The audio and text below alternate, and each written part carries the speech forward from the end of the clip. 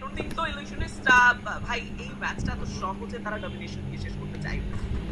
কোনো টিমই ছাড় দিতে যাচ্ছে না এইবার। আমরা ফ্যালকনকে বলছিলাম যে তারপরও তারা কিল বের করতে সক্ষম হচ্ছে, এটা হচ্ছে পজিটিভ দিক তাদের জন্য। বাট সামহাও এটা নেগেটিভ দিক হচ্ছে গিয়ে আমাদের আরএসের জন্য, কারণ এখনো কোনো টিম এলিমিনেট হয়নি। যদি দুইটা টিম এলিমিনেট হয়ে যেত তাহলে পজিশন পয়েন্টটাও অ্যাটলিস্ট সিকিউর হতো। বাট সামহাও সেই জিনিসটাও, সেই সিনারিওটাও এই ম্যাচে দেখাটা হচ্ছে গিয়ে মুশকিল প্রায় এখন পর্যন্ত। 48 জন প্রায় স্টিল অ্যালাইভ পজিশন ধরে বসে রয়েছে, অপেক্ষা করছে জোন কখন হচ্ছে গিয়ে ক্লোজ হবে, শ্রিঙ্ক হবে, তখন তারা মুভ করবে। আমরা এই দিকে দেখতে পাচ্ছি পেইনের সাথে ফাইটে এঙ্গেজ হতে, হয়তো ফাইটে এঙ্গেজ হয়ে গিয়েছে অলরেডি।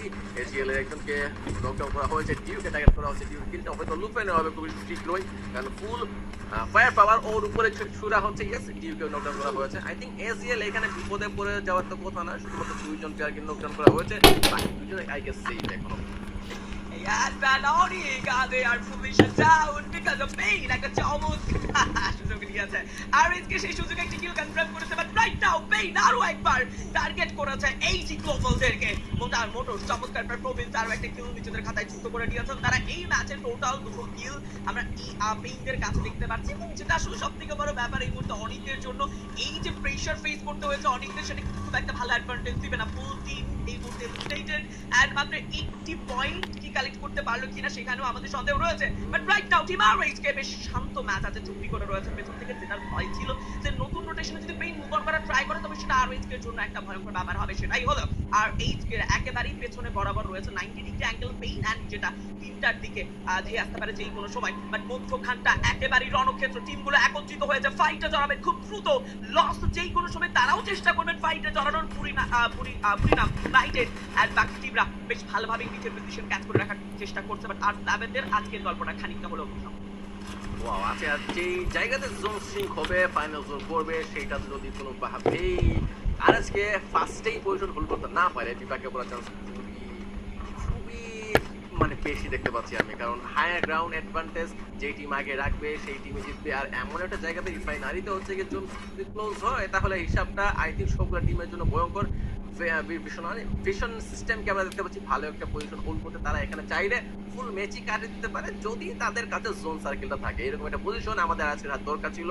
সামো এখনো স্টিল তারা রয়েছে ভালো একটা পজিশন, মানে একটু পরে তাদেরকে মুভ অন করা লাগবে। বাট মুভ অন করতে গিয়ে তখন যদি বিপাকে পড়ে যায় সেটা হচ্ছে গিয়ে ভয়ঙ্কর হবে। আর আজকে নিচের দিকে দেখতে পাচ্ছি উপরে অনেকগুলো টিম, বাট নিচের জায়গাটা সেফ না। গোলটু এই জায়গাতে কতক্ষণ সার্ভাইভ করা যায় সেটা দেখার বিষয়। তোমার গ্রাউন্ড খুব একটা সেফ কিনা আই ডোন্ট নো, বাট আরএইচকে তাদের বুঝে শুনে খেলতে হবে। ফ্লিকার প্রথম টেক ডাউনটা নেবে সেই ক্ষেত্রে লং ডিস্টেন্সে পেইনিং শট, এন্ড ফ্লিকারের ডাউনটা টিমের জন্য একটা বড় প্রভাব। এন্ড আরো একবার ফ্লিকারকে কনফার্মের পর এই মুহূর্তে টিম আরএইচকে তাদের ভাবতে হবে রোটেশনটা কিভাবে নিলে তাদের জন্য এই মুহূর্তে সেফ হবে, এবং তাদের উপরিভাগেই কিন্তু আরো এই দুটো টিম ফাইটে জড়ানোর চেষ্টা করছে। তো চিনুকে একটা প্রেসার ফেস করতে হবে টিম আরএইচকে। এন্ড যেটা আমি শুরু থেকে বলছিলাম যে পেইন যদি ভিন্ন একটা রোটেশন নেয় তাদের জন্য সেটা ভয়ঙ্কর। প্লে অলরেডি টপ পজিশনে রয়েছে নেজাদ, এবার ডাউনটা নেবেন মশি এই কর্মকাণ্ডে যুক্ত ছিল, এবং অ্যাট লাস্ট মুনজাব তিনিও খেপেছেন। টিম আরএইচকে প্লেটকে হারাবো আর last player, and I don't know RHK red hawk দা কুটুস কতক্ষণ সার্ভাইভ করবে, বাট সিনারিও বেশ কঠিন। এন্ড ইয়াস, আবার গ্রাউন্ডে যেখানে থাকে ভার্চুয়াল প্রো, এবং সেখানে লোয়ার গ্রাউন্ড থেকে ফাইটে ফেস করতে হয়েছে টিম আরএইচকে রেড হককে। একেবারে দুর্ভাগ্যজনক একটি ব্যাপার, ম্যাচের একেবারে তার প্রান্তে এসে আবারও টিম লুজ করা, টিমের প্লেয়ার লুজ করা বেশ কষ্টদায়ক। ইয়েস, মাত্র 11টা টিম, মাত্র বলি আমি, মাত্র কেন বললাম, 11টা টিম স্টিল অ্যালাইভ। এই মুহূর্তে যদি আরএসকে এলিমিনেট হয় তাহলে 11 নম্বর টিম হিসেবে এলিমিনেট হবে, এবং সেখানে পজিশন পয়েন্টও থাকবে না। এখন শুধুমাত্র একজনই বেঁচে রয়েছে কুটুস, যার পজিশন এতটা পারফেক্ট না। যে কোনো টিম যদি উপর থেকে নিচ থেকে উপরে উঠতে চায় তবে কুটুসকেই ফার্স্ট স্কোর করবে। কেন জানি এই রোটেশনটা স্টার্টিং থেকে আমার ভালো লাগছিল না, যে পজিশনে তারা হোল্ড করেছিল এই জায়গাটা প্রপার জায়গা তো ছিল না, এর একটু আগেই হয়তো দরকার ছিল ভালো একটা পজিশনে যাওয়ার। সামহাও ওইখানে হয়তো তারা খুঁজে পেয়েছিল ভালো একটা প্রপার স্কোর, বাট ওই হিসেবে পরে আসবে। বুড়িরামকে দেখতে পাচ্ছি একটা ফাইটে এঙ্গেজ করতে, সেখানে শুধু জোন আই স্টিল অ্যালাইভ, আর সেও আর নেই। পেইন একের পরে কিলও ফেলেছে, স্টিল পেইনের কাছে রয়েছে 6টা কিল পয়েন্ট এই ম্যাচে। আর তারা বলেছিল যে এই সিরিজ তারা জিততে চায়। Spain and Falcon full dominating মোডে আছে, এবং শুরু থেকে বেশ ভালো কিল কালেক্ট করে নিয়েছেন অলরেডি এন্ড পেইনের ডমিনেশন কনফিডেন্স যথেষ্ট hi I don't think so এই মুহূর্তে এত ইজিলি তারা ফাইট গুলোকে ডাউনফল দিয়ে শেষ করবে, যদি দুটো প্লেয়ারের কোপ দিয়ে খেলতে হবে। বাট আর এস দিকে এখনো তাকিয়ে আছে পুরো বাংলাদেশ, একা কুটুস কত দূরে এগিয়ে যেতে পারবে। এবার একটা ভালো থ্রো বলছিল, ও আরো একটা চার্জ একে একে যেন পুরো গল্প ঘুরিয়ে দিতে চায় রেড হকস হ্যাশট্যাগ নেই এলিমিনেট হয়েছে। এটা একটা ধাক্কা টিমের জন্য, এটা পুরো বাংলাদেশের জন্য আরো একটি ধাক্কা। মাত্র 80 কিল পয়েন্ট এন্ড খানিকটা পয়েন্ট ফিনিশিং পয়েন্ট নিয়ে আজকে আরো একবার গল্পের সমাপ্তি। Falcon they are also fully shut down last 17 and a loss. এই মুহূর্তে গল্পের মোড় ঘুরাতে পারে চাইলেই এই দি গ্লোবাল হ্যাশট্যাগ 8 এর সমাপ্তিটা তাদের পক্ষেও খুব একটা ভালো পয়েন্ট কিন্তু করাবে না।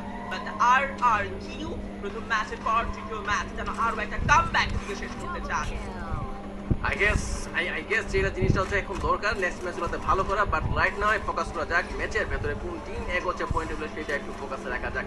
আর কি দেখতে পাচ্ছি 7টা পয়েন্ট নিয়েছে, 3জন মেম্বার স্টিল অ্যালাইভ। পেইনের সাথে ফাইটে এঙ্গেজ হচ্ছে তারা এবং পেইনের সেই মেম্বারকে তারা ড্যামেজ দিতে সক্ষম হবে এবং কিলটা লুকতে নিতে সক্ষম হবে। বাট তারা ওয়েট করছে, অপেক্ষা করছে যখন গ্লুয়াল বের করে ও বের হবে তখনই ফাইটটা এঙ্গেজ হবে। হয়তো বা লস এবং ড্রাগনের মধ্যে একটা ফাইট হতে পারে। ভালো প্রপার পজিশন ওপেন করে ফেলেছে দুটো টিমই, আর একটু সময় গোল করতে পারে চাইলে। এইখানে বাকি টিমগুলোর অবস্থান মোটামুটি স্ট্রং বোঝা যাচ্ছে। গোল ডুজের সবগুলো টিম তাদের অবস্থান কিন্তু আগে থেকে চুজ করে রেখেছিল। লাস্ট সার্কেল শেষ এখানে হবে, তার টার্গেট করেছিল যে আমরা এই দিকে পুশ করবো। সেইখানে আমাদের আর একটা হয়তো বা ভিশন ছিল, যেটা হচ্ছে গিয়ে কি বলা যায় না, বাট তার চাচ্ছিল হয়তো বা নিচের দিকে আসবে না তো উপরে কম্পাউন্ডগুলো দখল করবে। বাট বাকি টিমগুলো তার থেকে ছাড়টা কোথায় নিয়ে অ্যাটলিস্ট লস অলরেডি 15টা কিল করেছে গোলটু এখানে। What is going on? এই টিমের ক্রেজি হয়ে যাচ্ছে প্রত্যেকটা ম্যাচে। I don't know লস কি করতে চায়, বিদায় হয়েছে আর 7 এর last two team loss versus Dragon sports.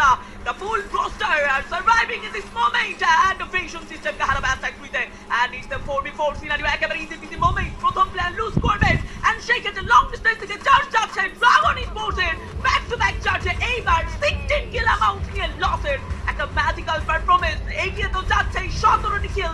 Dragon last দুটো প্লেয়ার নিয়ে ফাইটে যাবে 3টি প্লেয়ার।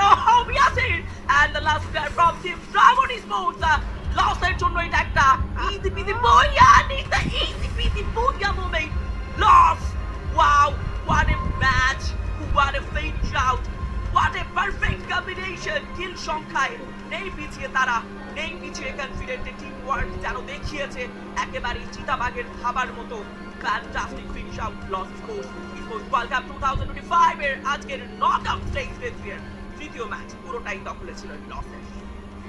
I guess এই 3-4 দিনের যতগুলো টিম পারফর্ম করেছে তাদের মধ্য থেকে সবচেয়ে কনসিস্টেন্ট সবচেয়ে বেটার পারফর্মিং টিম হলো লস। আর কোনো টিমই এরকম পারফরমেন্স দেখাতে পারে।